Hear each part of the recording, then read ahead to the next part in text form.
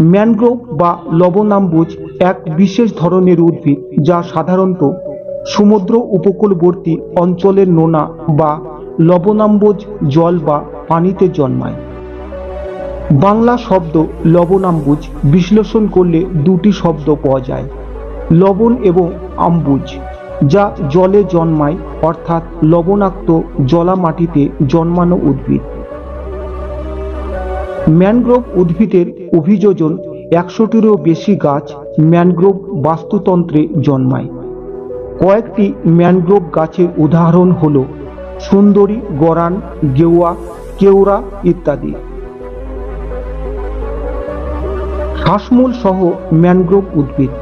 জোয়ারের সময় শ্বাসমূলের সাহায্যে ম্যানগ্রোভ উদ্ভিদ শোষণ কাজ চালায়। গঙ্গা, ব্রহ্মপুত্র, মেঘনার বদ্বীপের সুন্দরবন বিশ্বের বৃহত্তম ম্যানগ্রোভ বন।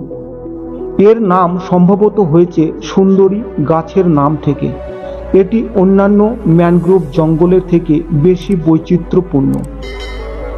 এর জলা জঙ্গলে যে 100টিরও বেশি প্রজাতির গাছ জন্মায় তার মধ্যে অন্তত 28টি প্রকৃত ম্যানগ্রোভ।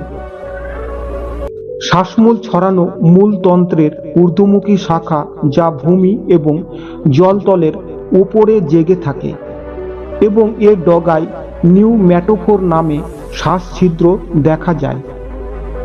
জরায়ুজ প্রজনন এদের বীজ খসবার আগে ফলের মধ্যে অঙ্কুরিত হতে থাকে। মাটিতে পড়লে সরাসরি গেঁথে মূল বিস্তার করতে পারে এই উদ্ভিদ। পৃথিবীতে মাত্র 10টি ম্যানগ্রোভ বনের আয়তন 5000-এর বেশি। পৃথিবীর সমগ্র ম্যানগ্রোভ বনাঞ্চলের 43% ইন্দোনেশিয়া, ব্রাজিল, অস্ট্রেলিয়া এবং নাইজারে অবস্থিত এবং ভারত ও বাংলাদেশেও অবস্থিত।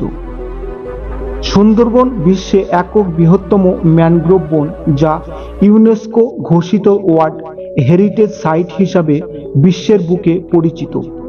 এটি প্রাকৃতিক সপ্তাচার্য হিসাবেও মনোনীত হয়।